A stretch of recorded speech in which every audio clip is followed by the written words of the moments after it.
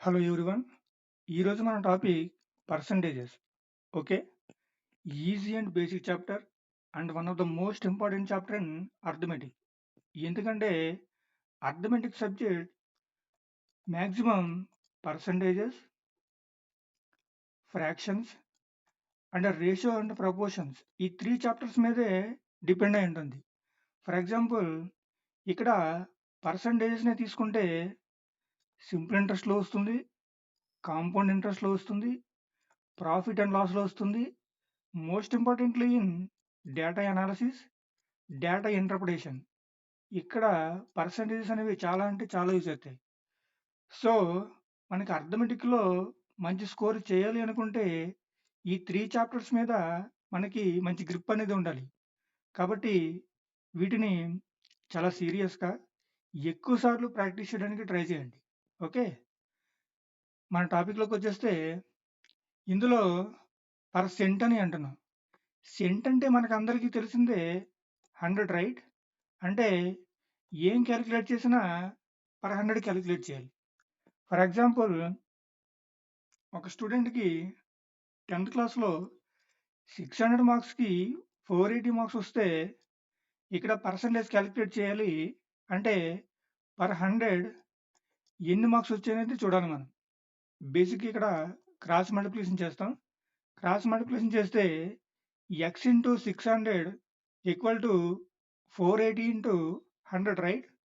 అంటే x equal to 480 into 100 by 600 ఇది మనకొచ్చే step. ఈ స్టెప్ రావడానికి రీజన్ ఏంటి అంటే టోటల్ 600 మార్క్స్‌కి 480 మార్క్స్ వస్తే 100 మార్క్స్‌కి ఎన్ని మార్క్స్ వచ్చాయనేది మనం కాలిక్యులేట్ చేసాం. ఇక్కడ మనకొచ్చిన ఫార్మ్ ఏదైతే ఉందో దీన్ని మనం జనరలైజ్ చేసి మాట్లాడొచ్చు. అది ఎలా అంటే ఎప్పుడైనా సరే మనం పర్సెంటేజ్ గనక కాలిక్యులేట్ చేయాలి అంటే సింపుల్‌గా ఈజ్ బై హాఫ్ ఇంటూ 100 అని చెప్పొచ్చు. ఏంటి ఇక్కడ ఈజ్, హాఫ్ ఉన్నాయి. ఇక్కడేమో అన్ని నంబర్‌లు ఉన్నాయని కన్‌ఫ్యూజ్ కావద్దు. ఎగ్జాంపుల్ ఇస్తున్నాను చూడండి. For example 20 is what percentage of 80 అని ఇచ్చారనుకోండి. అంటే 80లో 20 అనేది ఎంత పర్సెంటేజ్ అనేది మనం కాలిక్యులేట్ చేసి చెప్పాలి. సో పర్సెంటేజ్ ఈక్వల్ టు ఇక్కడ ఈజ్ బై హాఫ్ అంటున్నాం కాబట్టి ఈజ్‌కి రిలేటెడ్‌గా ఉన్న నంబర్ 20 బై హాఫ్‌కి రిలేటెడ్‌గా ఉన్న నంబర్ 80 ఇంటూ 100 ఈ విధంగా మనం రాయాలి. So 20 80లో 4 times, 4 100లో 25 times. అంటే 25% అని మీనింగ్. ఇక్కడ 80 అనేది 100% అయితే అందులో 20 25% అని మీనింగ్. ఓకే. సో మనం ఎప్పుడైనా సరే పర్సెంటేజ్ గనక కాలిక్యులేట్ చేయాలి అంటే ఏదో ఒక నంబర్‌ని 100తో మల్టిప్లై చేయాలి. అప్పుడు మనకు ఒక నంబర్ అనేది వస్తుంది. ఆ నంబర్ పక్కన పర్సెంటేజ్ సింబల్ అనేది యాడ్ చేయాలి. ఎందుకంటే ఇక్కడ మనకి వచ్చిన నంబర్ ఏదైతే ఉందో అది ఇంటిజర్ కాదు. అది ఒక పర్సెంటేజ్ అని డిస్టింగ్విష్ చేయడానికి పర్సెంటేజ్ సింబల్‌ని మస్ట్ అండ్ షుడ్‌గా యాడ్ చేయాలి. ఓకే. ఇక్కడ సింబల్ గురించి డిస్కషన్‌ని ఇంకొంచెం ముందుకు తీసుకెళ్తే సింబల్ అనేది ఎప్పుడు యాడ్ చేయాలి? అలాగే సింబల్‌ని ఎప్పుడు డిలీట్ చేయాలనేది మనం తెలుసుకోవాలి. సింబల్ యాడ్ చేయాలి అంటే ఏదైనా ఒక నంబర్‌ని మనం 100తో మల్టిప్లై చేయాలని మనం మాట్లాడుకున్నాం.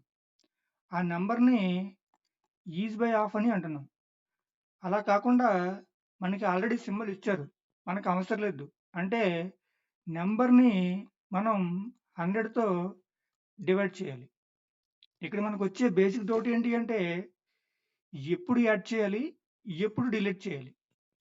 క్వెషన్‌లో గనక మనకి కాలిక్యులేట్ ద పర్సెంటేజ్ అంటే వాల్యూ కాలిక్యులేట్ చేసి సింబల్ యాడ్ చేస్తాం.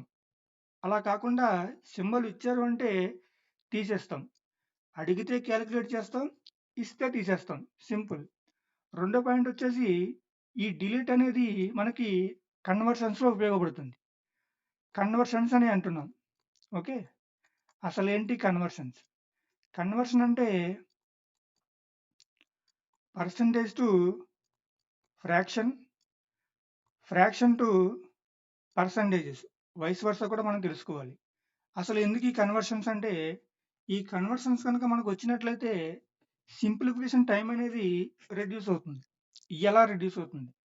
ఫర్ ఎగ్జాంపుల్ నా దగ్గర రూ. 1000 ఉన్నాయి. అందులో మీకు 50% ఇస్తానని అంటే, మనం ఇమ్మీడియేట్‌గా కాలిక్యులేట్ చేసేది హాఫ్ రైట్. నా దగ్గర రూ. 1000 ఉన్నాయి. మీకు 50% ఇస్తానన్నాను కాబట్టి, మనం హాఫ్ కాలిక్యులేట్ చేస్తాం. దీన్ని మనం 500 అని అంటాం. మనకు ఆల్రెడీ తెలుసు 50% అంటే 1/2 అని. అలాగే 8 1/3% అంటే ఏంటి? 14 2/7% అంటే ఏంటి? ఇలా మనకి ఎగ్జామినేషన్ పాయింట్ ఆఫ్ వ్యూలో ఫ్రీక్వెంట్‌గా వచ్చే పర్సెంటేజెస్‌ని, వాటి రెస్పెక్టివ్ ఫ్రాక్షన్ గనక మనం గుర్తుపెట్టుకున్నట్లయితే, మనకి ఎగ్జామినేషన్‌లో టైం అనేది చాలా సేవ్ అవుతుంది. అలాంటి పర్సెంటేజెస్ ఏంటి? వాటి రెస్పెక్టివ్ ఫ్రాక్షన్స్ ఏంటి అనేది ఇప్పుడు మనం చూద్దాం. ఓకే. కన్వర్షన్స్.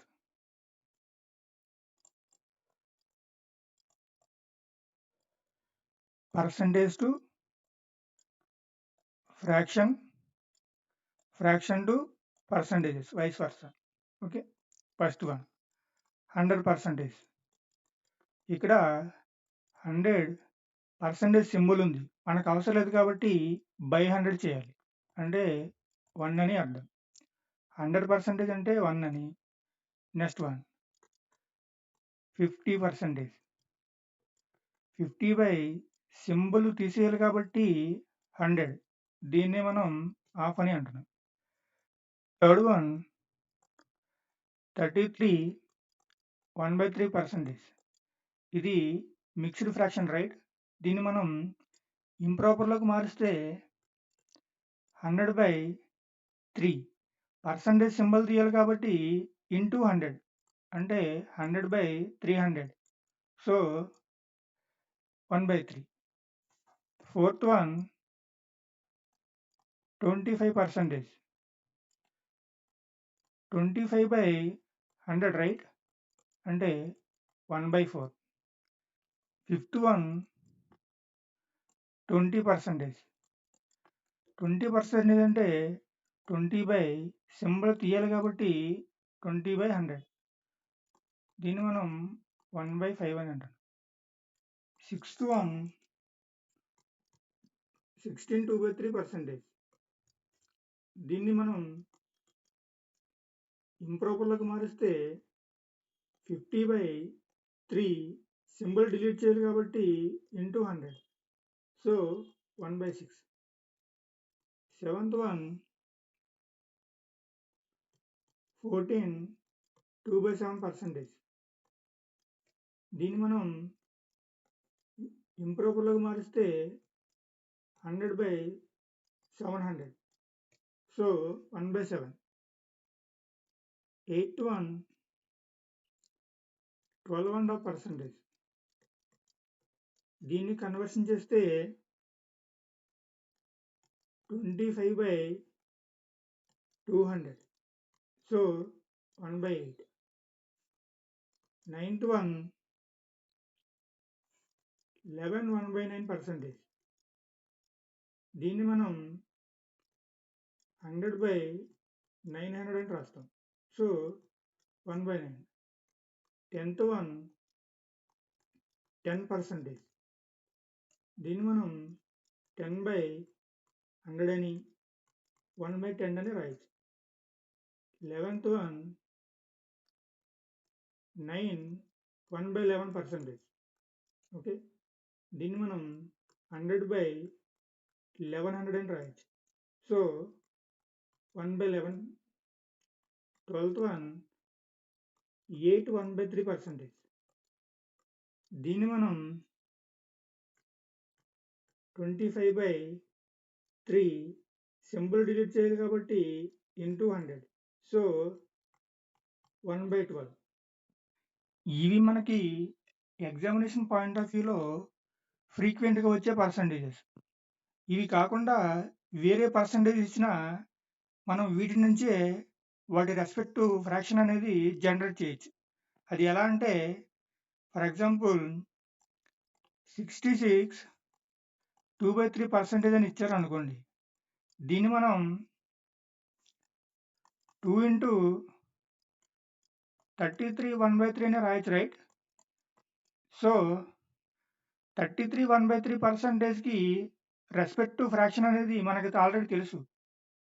దాన్ని మనం 2 ఇంటూ 1/3 అని రాస్తే 2/3 అని అర్థం.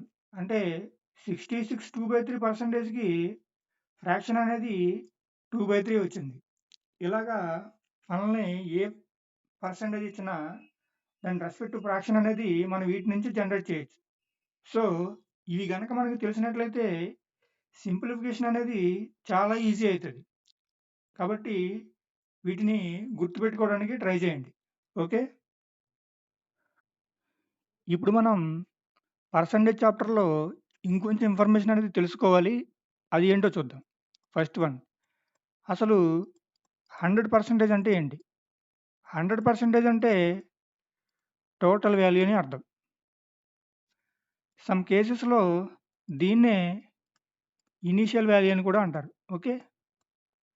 అసలు 100%ని ప్రాబ్లమ్స్లో ఎలా రిప్రజెంట్ చేస్తారంటే నంబర్ అని, లేదా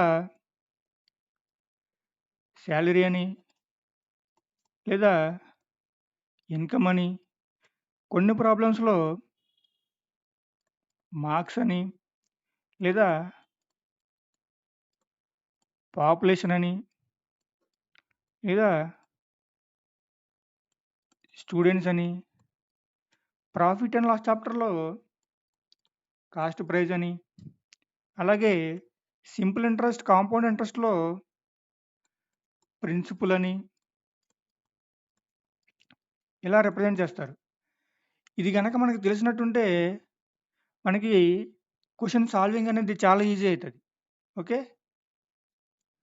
next point, for example AB అనే 2 నెంబర్లు ఇచ్చారు. ఏ అనేది 100, బి అనేది 125. ఇప్పుడు మనం ఈ 2 నెంబర్స్ని కంపేర్ చేయాలి. అసలు పర్సంటేజ్ అంటే కంపారిజన్, రైట్? ఇప్పుడు మనం ఏని బితో కంపేర్ చేస్తే ఎంత తక్కువ ఉంది? 25 తక్కువ ఉంది. అప్పుడు ఏ ఎంత తక్కువ ఉందని అడిగితే డిఫరెన్స్ 120 మైనస్ 100 బై బితో కంపేర్ చేస్తే ఏ తక్కువ ఉంది కాబట్టి బి వాల్యూ 125. పర్సంటేజ్ కావాలి అని అంటే ఇంటూ 100. ఓకే. అంటే percentage less equal to difference by 125. So 25/125 into 100 ఇది మనకి 20%. అలాగే బిని ఏతో కంపేర్ చేస్తే 25 ఎక్స్ట్రా ఉంది. అప్పుడు ఎంత పర్సెంటేజ్ ఎక్స్ట్రా ఉందని అంటే డిఫరెన్స్ బై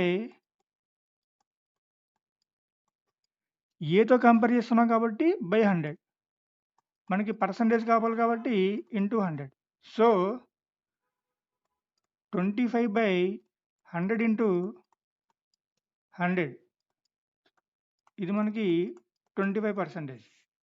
ఎప్పుడైనా సరే పర్సెంటేజ్ లెస్ పర్సెంటేజ్ మోర్ అడిగారనుకోండి, సింపుల్గా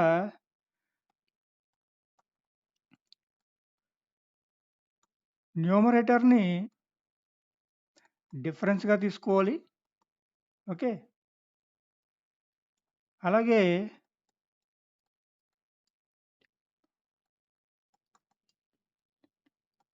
డినామినేటర్ని పర్సెంటేజ్ లెస్ అడిగితే కనుక మోర్ వాల్యూ, అలాగే పర్సెంటేజ్ మోర్ అడిగితే లెస్ వాల్యూ తీసుకోవాలి.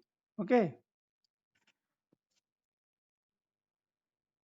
ఇలా మనం ఎప్పుడైనా సరే పర్సెంటేజ్ లెస్ పర్సెంటేజ్ మోర్ అడిగితే మాత్రం నెంబర్స్తో సంబంధం లేకుండా డిఫరెన్స్ బై ఆ రెస్పెక్టివ్ నెంబర్స్ వేసుకుని ఈజీగా కాలిక్యులేట్ చేయొచ్చు.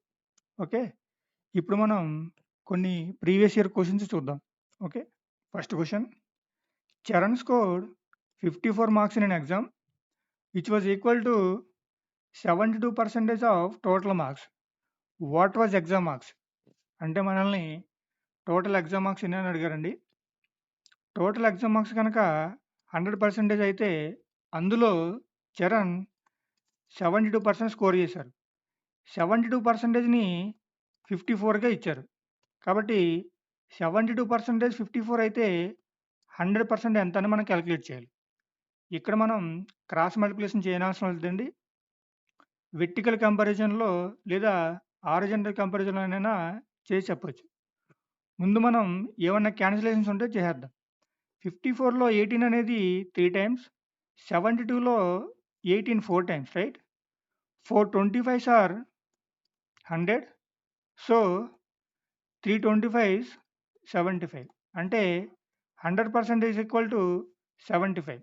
సో, ఆన్సర్ వచ్చేసి 75. ఓకే. Next question.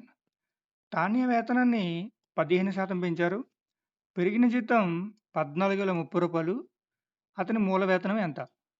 ఇక్కడ మనల్ని మూల వేతనం అడిగారు. మూల వేతనాన్ని 100% అనుకుంటే 15% పెరిగింది అన్నారు కాబట్టి 115%. ఈ 115% మనకి రూ. 14,030కి సమానమైతే 100% ఎంత అని అడుగుతున్నారు. ఓకే. ఇక్కడ క్యాన్సిలేషన్ చూస్తే 100లో 5 20 టైమ్స్, 115లో 23 టైమ్స్. ఈ 23 ఇందులో 6 23s 138 ఇంకా 23 ఉంది.